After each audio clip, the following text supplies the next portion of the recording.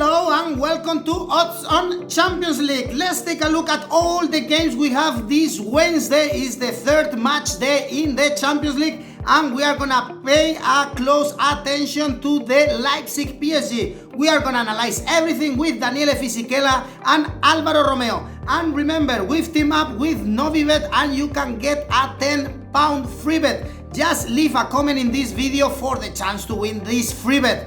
And now, let's go on with the show.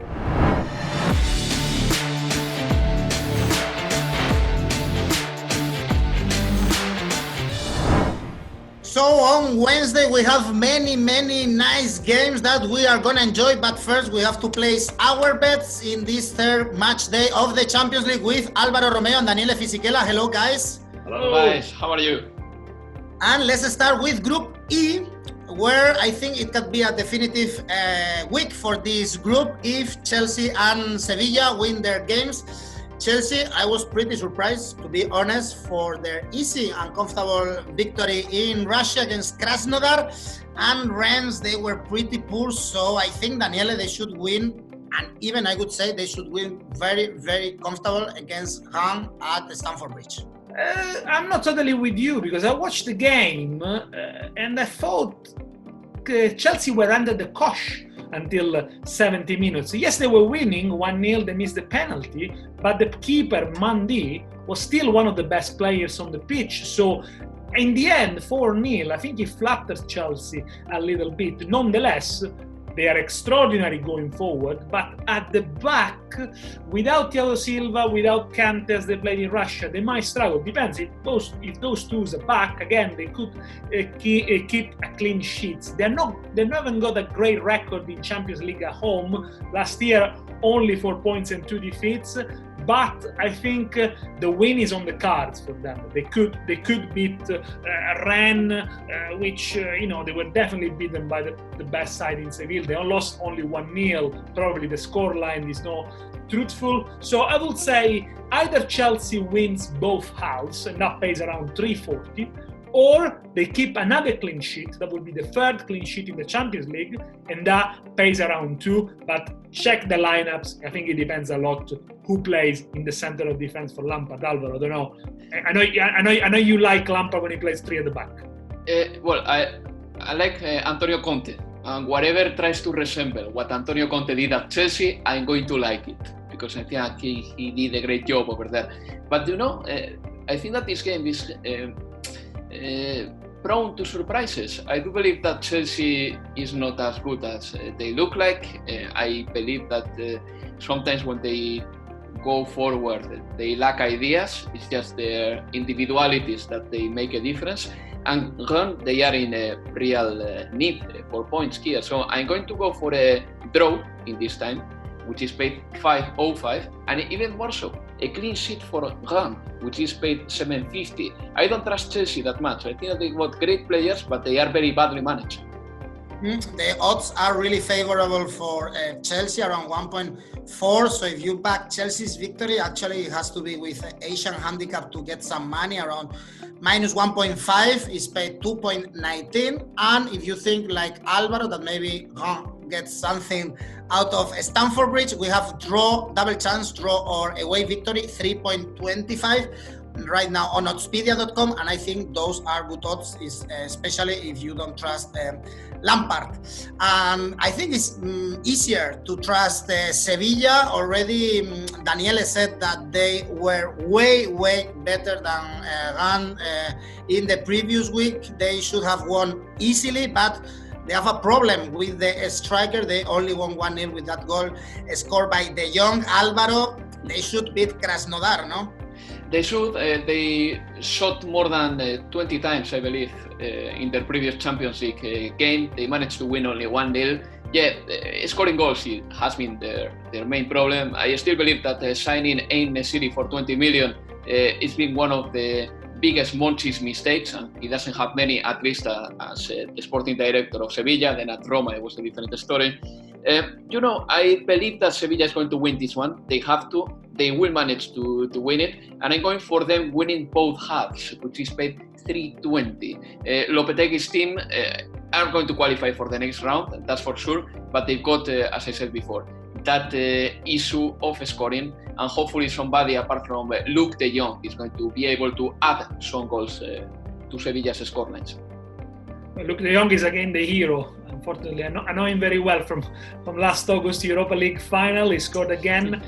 Looking at Krasnodar, they only kept one clean sheet in the last 8 games. So I think in Andalusia they're going to concede again, but perhaps they might have a little bit more of luck this time, so they could score. So I would say you could go both teams to scores, 1.95, or if you want to be adventurous, over 3.5 goals, so a high scoring game, and in that case that will pay more, 2.55. I like here actually Sevilla winning 2-0, which is 2.4 like they did last week against Rennes, and the line on Asian handicap, because Sevilla is really favored, we have to go for minus 1.5 for Sevilla, so they need to win for 2 goals to get to win our bet. This is paid 2.03. And the next group is also a very tricky one to call, I think. Group F, we have Lazio traveling to St. Petersburg to face Zenit. We saw Daniele Lazio struggling in Brugge because the whole team had COVID. Even Pepe Reina is still playing Champions League. He was the hero. Immobile was not there. When I saw Pepe Reina, it looks like 15 years ago. And Zenit, they need some point, no? They are very poor in this Champions League.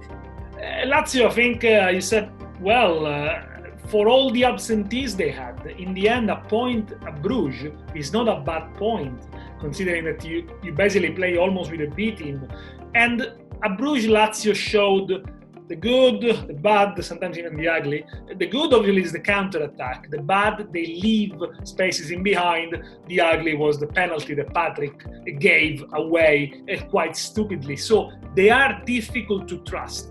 Zenit St. Petersburg on the other side is a very young, youthful team, very exuberant, but at the same time, they might lack that experience. Sometimes I believe the Champions League is one league too far from them. Maybe they're not quite there yet.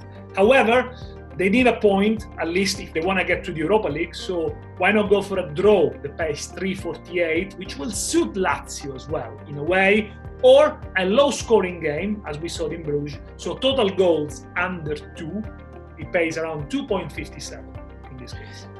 Yeah, Eduardo, Danny, I believe that Danny's right when he says that Zenit, maybe they are a league above where they should be playing in the Champions League. This is the team that they should be playing in the Europa League, and probably they want to be there and they want to play there from February onwards. So in this case, I'm going to go for a draw, because I think that Zenit is going to give their best at least to snatch a point from Lazio. A draw is paid 3.48, it's a decent odd, and both teams to score is going to be 180. So that would be more or less what I would go for here, for a draw with goals in this game.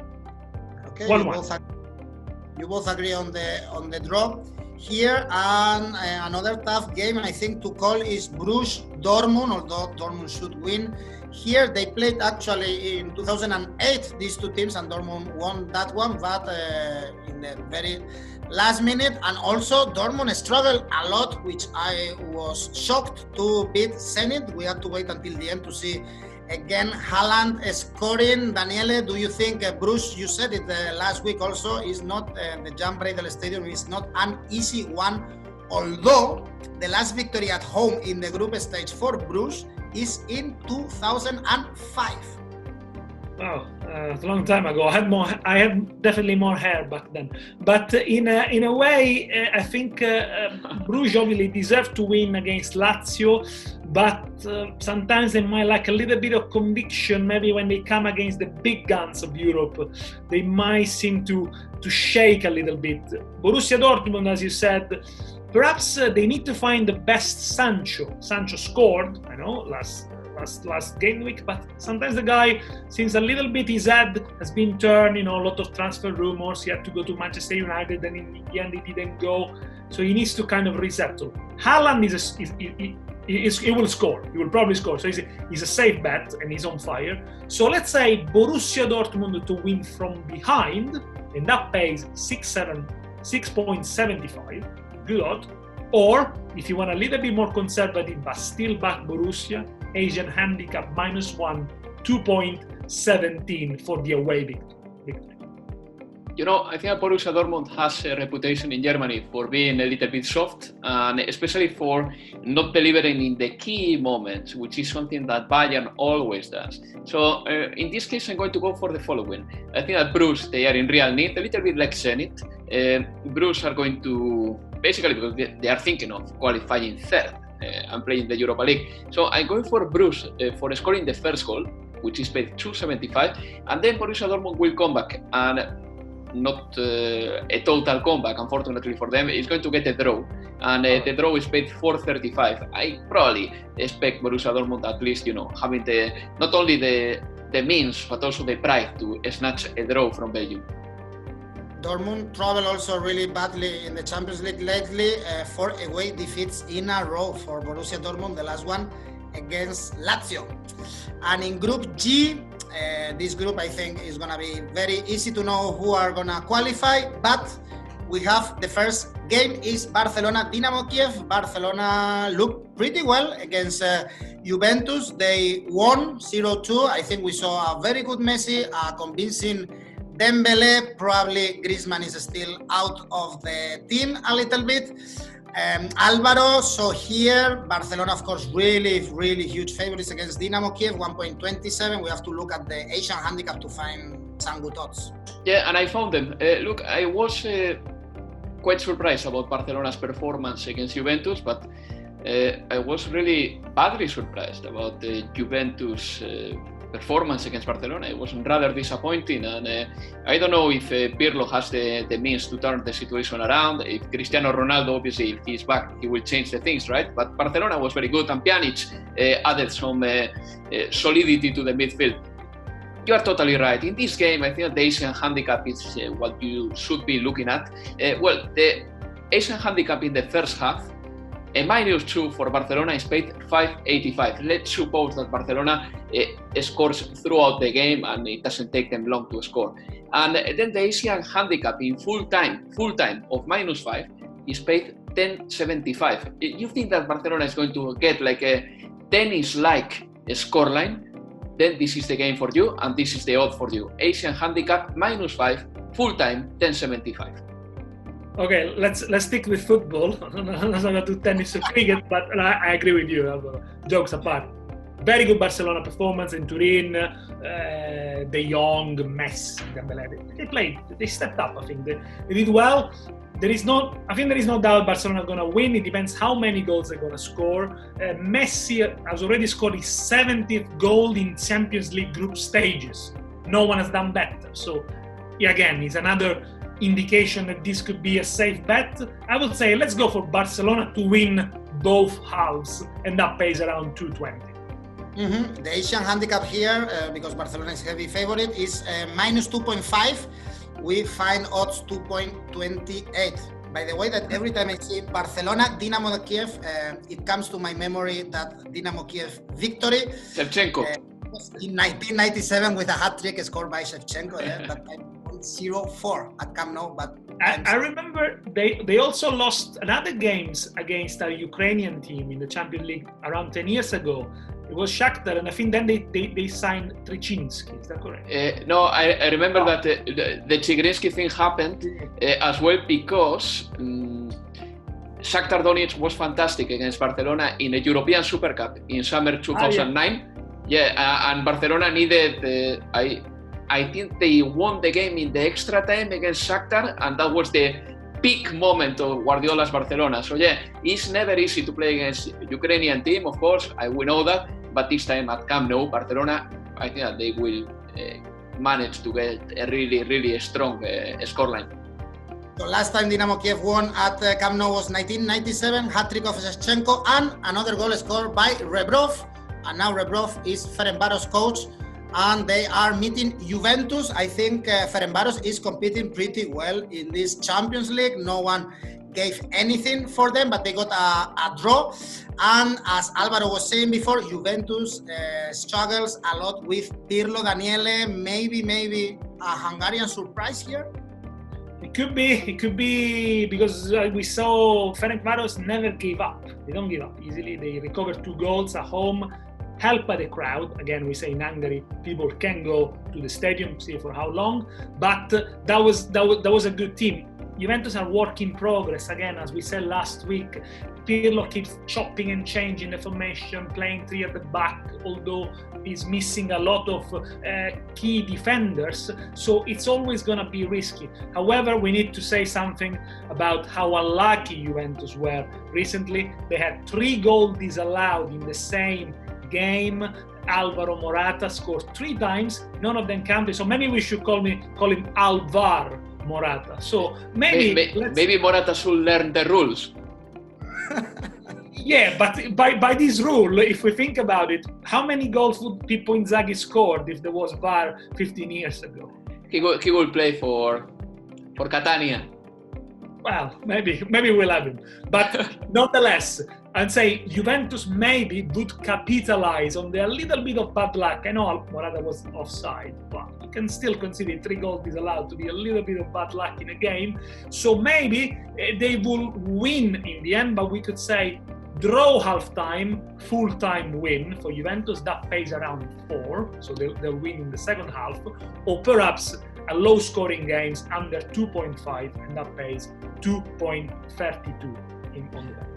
You know, I was very surprised about how easily Barcelona dominated Juve, and also Ferencvaros is not a bad team. They had a good performance at Camp Nou, and in the first half they could have scored a few goals. So I'm going for the following. I think that both teams are going to score, and this is paid 2.45. And if you want to be hyper adventurous, and if you are mental, and if you have some money to spare, you know that Ferencvaros, if they win, you get 16. So just think about it. Consider if what Juventus did against Barcelona was a one-off, or probably an indication of bigger issues at Juventus camp. And if you think that Ferencvaros can win, 16 is what you get.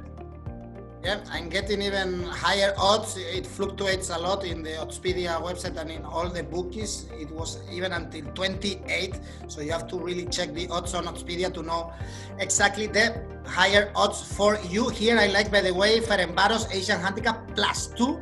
So we win our bet. If they lose only for 1 goal, they draw or they win. I don't think this is going to be a comfortable one for Juventus. This is 2.15, and I think this is a reliable bet, let's say. And the last group is Group H. Reliable is this Man United in the Champions League. I am very surprised, and I'm sure you guys are as well, because we all predicted that they were going to struggle against Leipzig, and 5-0 is the biggest victory like in 7-8 years for Man United in the Champions League, and the first hat-trick for Rashford, who is playing really well with spaces and in the counter-attack. Here, Daniele, they should beat Istanbul Basaksehir, no, I guess. I think, again, is the same argument we said before. Basaksehir, probably they are a league too far from what they actually can do. But nonetheless, last year, Basaksehir at home, they were solid. They won 3 games. They staged a great comeback in the Europa League against Sporting. You know, there was something in there. Of course, they had the crowd to help them. So it should, let's say it's an hostile place to go, but for how Manchester United is playing now, I can see they are a clearly favorite. They played very well against Leipzig, although Solskjaer made some rotations, so some other players are hitting form. We'll say an Asian handicap of -2 for Manchester United pays around 3.20, or Manchester United to win 2-0, so win with a clean sheet, that pays 2.75. Yeah, I wasn't very convinced about Manchester United, especially after the game against Chelsea last weekend. I think that both teams were showing real problems. But the victory against Leipzig, I have to say that I didn't see that coming. I thought that Leipzig was going to be, so sophisticated in their tactics that Manchester United and by extension Solskjaer, they were going to look a little bit foolish. But United won the game, and they are doing a good season, generally speaking. I'm going for the following. Manchester United to win both halves, 3.75. Let's not forget, by the way, that Manchester United has such a good bench at the minute. The likes of Van de Beek, for example, or the likes of Edinson Cavani don't always get quality time or don't always get a start. So I believe that this time is the time for Manchester United to get 9 points and to forget a little bit about, their worries about whether they will qualify or not. And the huge game in this group is Leipzig PSG. They are both fighting for the qualification. Whoever loses this game is going to be really, really in trouble. Now they play in Germany. PSG favorite here, 2.01. Alvaro, PSG struggled also to win in Istanbul, as we mentioned. Only In was the hero there with 2 goals. Yeah, and I will be very quick here. I think that the game is going to roll out this way. PSG and Leipzig, they are going to be so scared about conceding goals and being pretty much disqualified from the Champions League, especially Leipzig, then in the first half, I see a draw happening, which is paid 260. Then in the second half, I think that PSG will win the game. Anything can happen. Yeah, I think PSG, as we said, they are the favorites. They show also that they've got a little bit of deep strength in depth. I mean, Keane's already scored 4 goals this season. They only managed to score 2 for Everton in 1 year, so obviously he's hitting form. They were the last year semi-finalists. PSG won the semi-final 3-0. They won it well, and for as much as Nagelsmann tinkering, for as much of his genius, not only in his dress code, I think Leipzig will suffer the biggest defeat of their history in the Champions League against Man United. They're gonna lose. So let's say PSG Asian handicap of -1. It pays 2.68. I also like the Nagelsmann outfit at Old Trafford. When you go to important places, you have to dress up, and Nagelsmann knows. I wonder if someone with these bets can buy one. He looked like a man who was ready to sell a monorail in Springfield. And to finish with the video, Daniele, I want to know your accumulator for this Wednesday. Okay, let's go for Zenit versus Lazio, a draw. Barcelona to win in both halves. Manchester United Asian handicap of -2, and PSG to score in both halves in Leipzig. Perfect. Thank you very much, guys. And we have now international break. We'll see each other when Champions League is back. Can't wait. See you soon. Thank you, guys. Take care. So you've just listened to the opinion of our experts. Chelsea will struggle in Stamford Bridge. Also PSG should win in Germany. But I want to know yours. Please leave a comment here in this video in the comment section, and you will participate in a draw to get a £10 free bet with Novibet. Just leave a comment and you will participate in the draw. And if you enjoyed the video, thumbs up, like it. Please subscribe to our channel and do not forget to click on the bell to get notification whenever we publish more content. We will be back again when the Champions League is back here in Odds on Champions League.